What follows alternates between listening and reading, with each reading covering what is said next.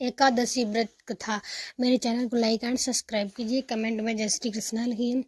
इस व्रत को करने से भगवान विष्णु प्रसन्न होते हैं। इस एकादशी का नाम पद्मता है। मैं तुमसे एक पौराणिक कथा कहता हूँ, तुम मन लगाकर सुनो।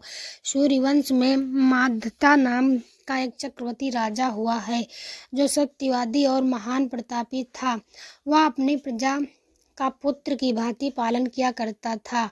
उसकी सारी प्रजा धन से भरपूर और सुखी थी। उसके राज्य में कभी अकाल नहीं पड़ता था।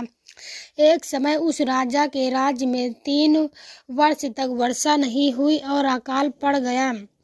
प्रजा अन्न की कमी के कारण अत्यंत दुखी हो गई। अन्न के न होने से राज्य में यज्ञादि भी बंद हो गए। एक दिन प्रजा राजा के पास जाकर कहने लगे कि हे राजा, सारी प्रजा त्राही त्राही पुकार रही है, क्योंकि समस्त विश्व की सृष्टि का कारण वर्षा है। वर्षा के अभाव से अकाल पड़ गया है और अकाल से प्रजा मर रही है। इसलिए हे राजन, कोई ऐसा उपाय बताओ जिससे प्रजा का कष्ट दूर हो। राजा माधाता कहने लगे कि आप लोग ठीक कह रहे हैं। वर्षों से ही अन्न उत्पन्न होता है और आप लोग वर्षा न होने से अत्यंत दुखी हो गए हैं। मैं आप लोगों के दुखों को समझता हूँ। ऐसा कहकर राजा कुछ सेना साथ लेकर वन की तरफ चल दिया।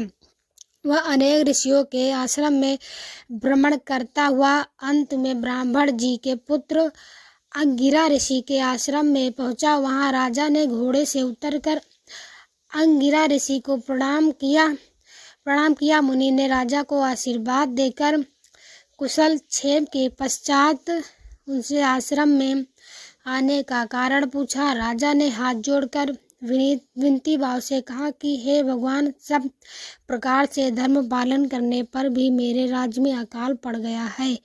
इससे प्रजा अत्यंत दुखी है। राजा के पापों के प्रभाव से ही प्रजा को कष्ट होता है। ऐसा शास्त्रों में कहा है कि जब मैं धर्म अनुसार राज्य करता हूँ तो मेरे राज्य में अकाल कैसी पड़ गया है, इसके कारण का पता मुझको अभी तक नहीं चल सका है। अब मैं आपके पास इसी संदेह को निवृत्त कराने के लिए आया हूँ। कृपा करके मेरे इस संदेह को दूर कीजिए, साथ ही प्रजा के कष्ट को दूर करने का कोई उपाय बताइए। इतनी बात सुनकर ऋषि कहने लगे कि हे राजन, यह सतयुग सब युगों में उत्तम है। इसमें धर्म को चारों चरण सम्मिलित है, अर्थात इस युग में धर्म की सबसे अधिक उन्नति है। लोग ब्रह्मा की उपासना करते हैं और केवल ब्राह्मणों को ही वेद पढ़ने का अधिकार है। ब्राह्मण ही तपस्या करने का अधिकार रख सकते हैं, परंतु आपके राज्य में एक शूद्र तपस्या कर रहा है। इसी दोष के कारण आपके राज्य में वर्षा नहीं हो रही है। इसलिए यदि आप प्रजा का भला चाहते हो तो उस शूद्र का वध कर दो। इस पर राजा कहने लगा कि महाराज, मैं उस निरपराध तपस्या करने वाले शूद्र को किस तरह मार सकता हूँ? आप इस दोष से छूटने का कोई दूसरा उपाय बताइए। तब ऋषि कहने लगे कि हे राजन, यदि तुम अन्य उपाय जानना चाहते हो तो सुनो।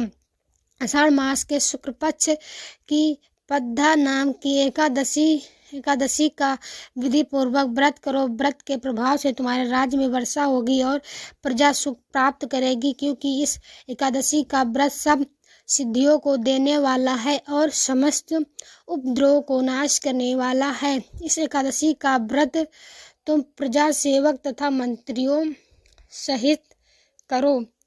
मुनि के इस वचन को सुनकर राजा अपने नगर को वापस आया और उसने विधि पूर्वक पद्धा एकादशी का व्रत किया।